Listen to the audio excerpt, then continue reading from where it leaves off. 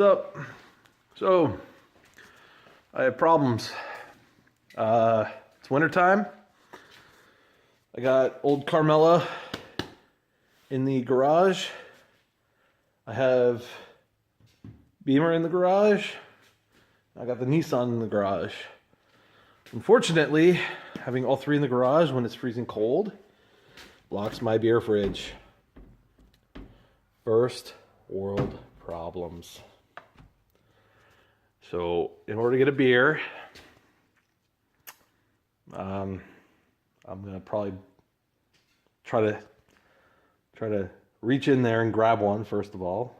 If that doesn't work, I gotta back my car out, move my bike, get my beer, put it on my workbench, move my bike back the car in. I think this is a good argument to buy a beer-meister and put it in my basement. So click on the likes if you think that's a good idea and it's a good argument to make for the wife. All right.